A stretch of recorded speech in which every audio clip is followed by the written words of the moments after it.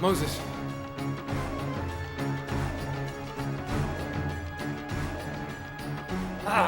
Where are you, Moses? Moses, where are you? I'm here, Pharaoh, beside you.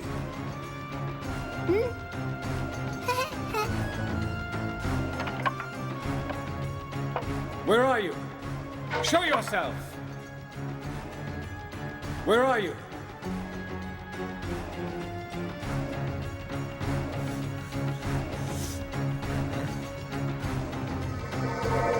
Ah, there you are! Why do you persecute me?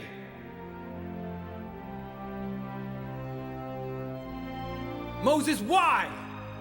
Why do you always torment me with your magic? Ah, fiend! I'll never give in!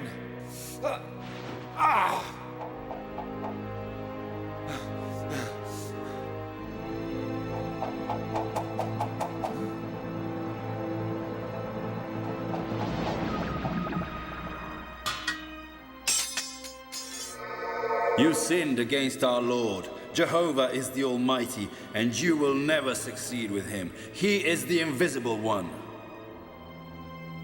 I'll never be rid of this nightmare. My son. My son.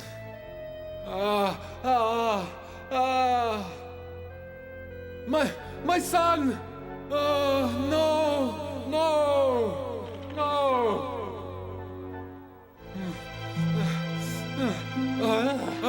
It's a nightmare! It's a nightmare!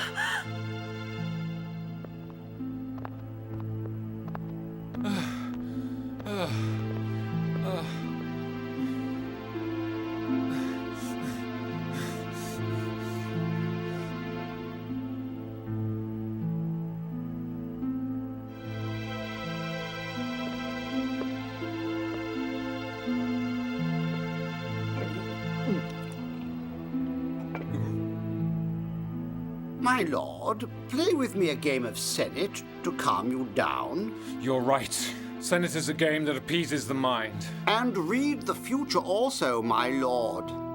Well, let's start a game. I'll throw first. Those are the wings of the eagle.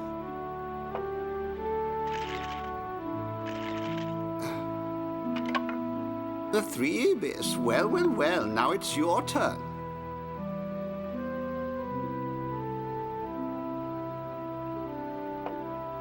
The Beatles. Oh, don't be in such a hurry. The Nile. Well, now it's my turn. Now the twins are mine. Oh, you made a very good move there. The Cross of Ankh. I've lost. Teacher, tell me, what do you see in my future?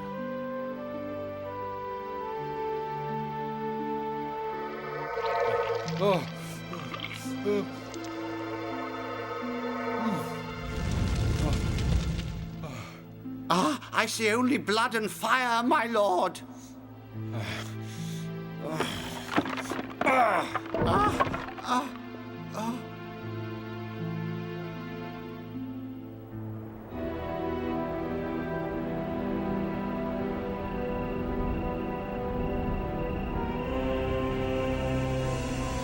Moses! Moses! Your servant is listening to you, my lord. Another disaster will strike the Pharaoh and Egypt. Only then the Pharaoh shall let you go. Announce this event to my people. On the 10th of this month, let each of them take a lamb for his own family. If the family were too small to consume a whole lamb, let them share it with the neighbors. Your lamb will be male, a yearling without blemish. You shall keep it until the 14th of this month, and the community of Israel will slaughter it as a sacrifice at sunset. You will take the blood of the lamb and smear it on the doorposts of the house you ate in. That night, you will eat the meat of the lamb roasted on the fire, together with unleavened bread and bitter herbs. Don't eat it underdone or boiled in water, but roasted on the fire. Don't leave any of it until morning, but burn what remains of it. You will eat fast, with loins girded, sandals on your feet, staff in hand. It is the Lord's Passover. That night I will go through the land of Egypt and smite all the firstborn, both man and beast, and vanquish all the gods of Egypt. I am the Lord. The blood on your houses will be a sign, and as I see it, I will pass over it, because I know that you are there. And I will do you no harm when I punish the land of Egypt. That day shall be a memorial for us forever. We will celebrate it as a feast to the Lord, from generation to generation. As an ordinance, you will all procure a lamb for your family, and will sacrifice it for the Passover. But will the Lord really smite the firstborn of the Egyptians? Yes, he will smite them all. The Lord's exterminator will pass and smite the Egyptians. And when he sees the blood on the doors, he will pass over.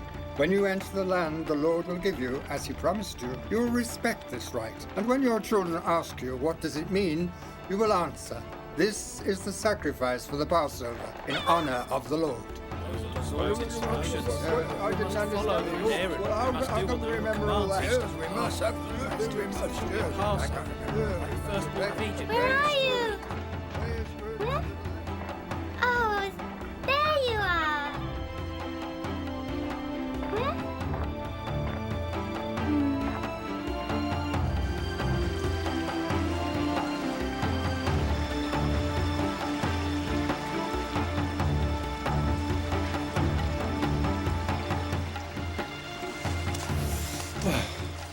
I haven't heard news of Aaron and Moses in a long time. How come?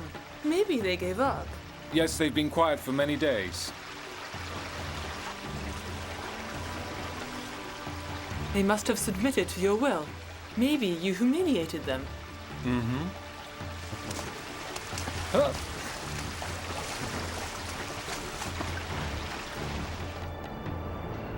In the silence of night, only the windows shone, their lights like incredulous open eyes. There was an air of unreality and stillness. Expectation hung in the air. A full moon was set in the heavens and black clouds drifted. For the children of Israel, that night was surely their longest.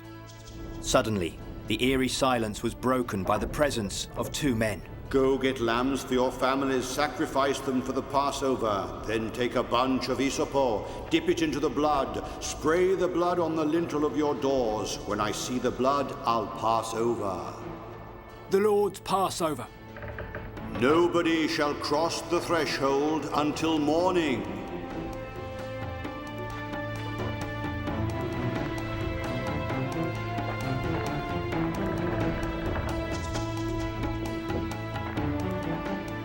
Tobias! Tobias! Tobias! Where are you? Tobias! Tobias! Tobias, where are you? Tobias! Tobias, where are you?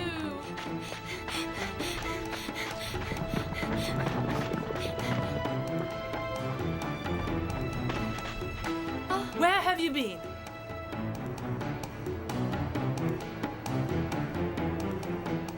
The Lord will pass to hit only the Egyptians, and that day will be for you a memorial that you'll celebrate in honor of the Lord. You will celebrate it year after year like a perpetual law.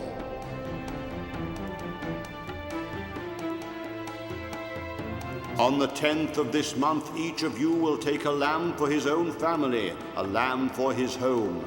If the family were too small to consume a whole lamb, take one in common with the neighbors according to the number of the people. You will count everyone according to the amount of lamb they can eat. Your lamb shall be a male, and yearling without blemish. You can take also a kid. You'll save until the 14th of this month, and the community of Israel will slaughter it as sacrifice at sunset. That night you will eat the meat of the lamb. You will eat it roast with fire, together with unleavened bread and bitter herbs. Don't eat it underdone or boiled in water, but roasted with fire, with head, legs, and guts. And now what's going to Everything happen? will go according to the word of Jehovah. Here he is. Huh?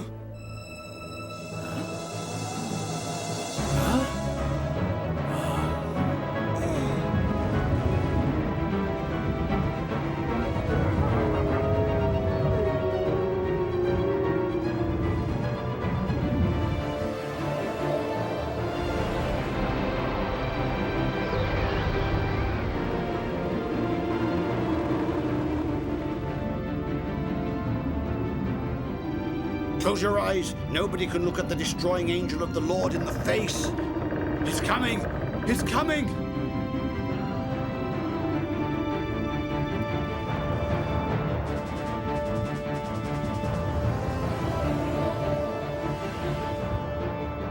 Midnight came. The angel of death struck down every firstborn in the land of Egypt, the firstborn of the richest and of the poorest, the firstborn of livestock too. Egypt fell into mourning. Huh? What? Oh, it's the wind. No! Wake up! Wake up! He's dead! No. My son is dead! Anubis, give us our son back. The wind, bringer of misfortune and bereavement, carried away the souls of the Egyptian firstborn dead. Sir! Sir! Sir! Your eldest son is dying!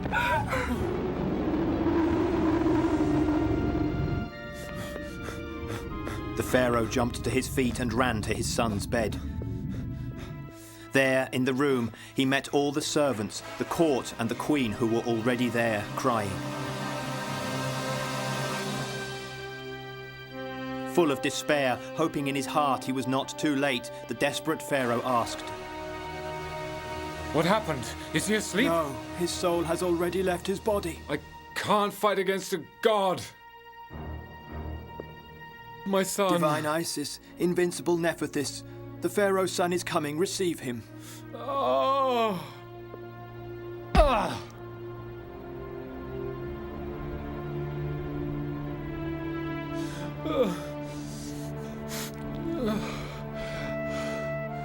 No.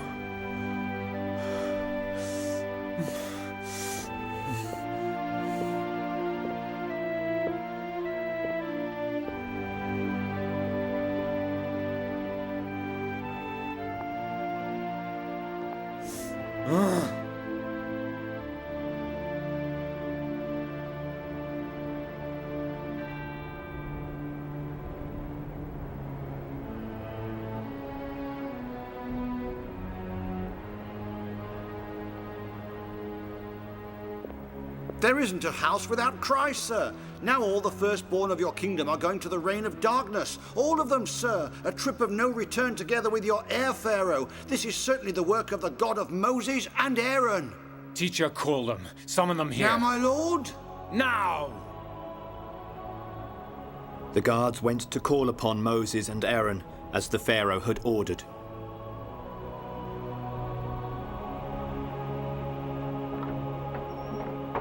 The Pharaoh is calling us. And so once again, Moses and Aaron crossed the threshold of the pharaoh's sumptuous palace. But this time, instead of doing it because of the Lord's command, it was at the will of the king of Egypt. The pharaoh, sitting on his throne dictating to a young scribe, seemed as though the deaths had not affected him. Moses and Aaron entered the throne hall, but the pharaoh would not look at them. Instead, the dignitaries looked at them with worry and fear because they were afraid.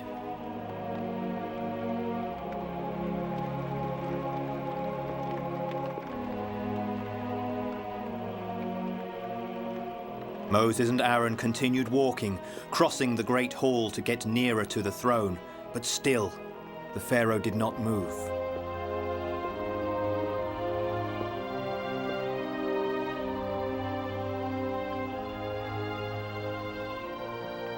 Nearer to the throne, Moses and Aaron stopped and looked closely at the Pharaoh's face, trying to understand the reasons for their summons. But his expression and the bitter wrinkles around his mouth only denoted affliction and the deep anguish over Egypt's recent misfortune. Suddenly, Now! Leave the kingdom of Egypt, you prophets and children of Israel, away! Go serve the Lord your God as you said you would, wherever you want. Take your livestock and all you have, and leave right away. If I forced you to stay here longer, we Egyptians would all be doomed! Go away! Go away as fast as you can! You messengers of misfortune! You fiends! You fiends! Leave! Get out of Egypt! And take with you your deadly god! Now!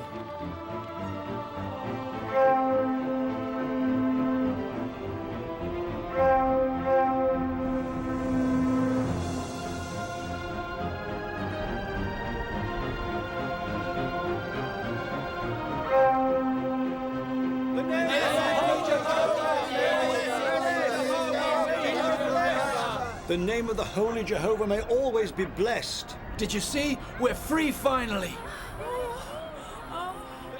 the people of Israel prepared for their great exodus. Following the Lord's advice, the Hebrews asked the Egyptians for clothes and items of gold and silver. The Egyptians, anxious to be rid of their former slaves, handed them over. Thus, the people of Israel prepared to carry their belongings out of the land of Egypt. The Hebrews readied every possible means of transport to take them away. Women wrapped dough in leaves and wrapped kneading troughs in cloths and carried them on their shoulders. Finally, everything was ready for the great exodus.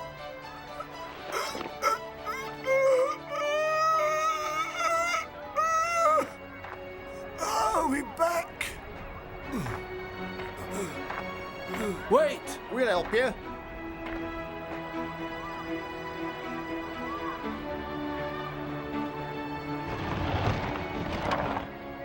Women attended to their children and prepared them for the long journey.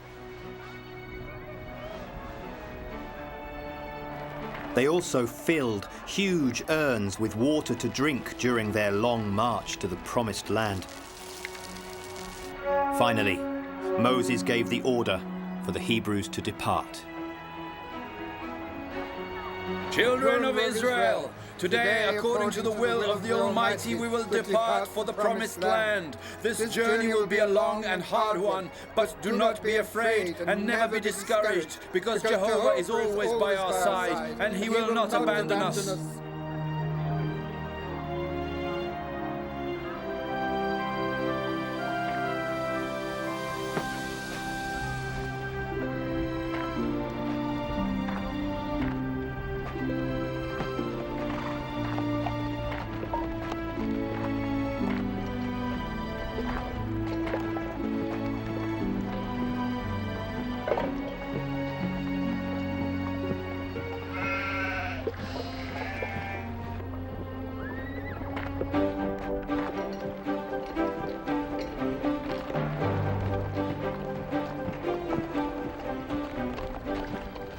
And so, the well-prepared Israelites began their march out of Egypt. 600,000 adults and children besides turned their back upon the Pharaoh and went on foot to Succoth. There, they were joined by another multitude of people. After 430 years to the day of slavery, the Israelites were finally free to leave Egypt, and the Lord's people joined together to march.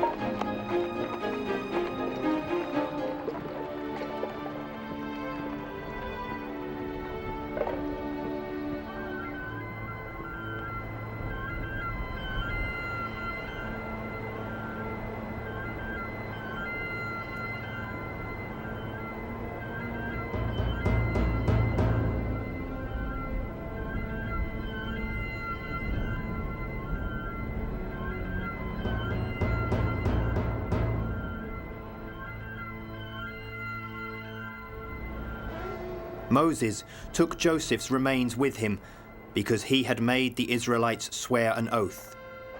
God will be sure to visit you, then you shall carry my bones hence. The children of Israel obeyed Joseph, son of Jacob, who was named Israel by Jehovah, and transported his body to the promised land, his final resting place.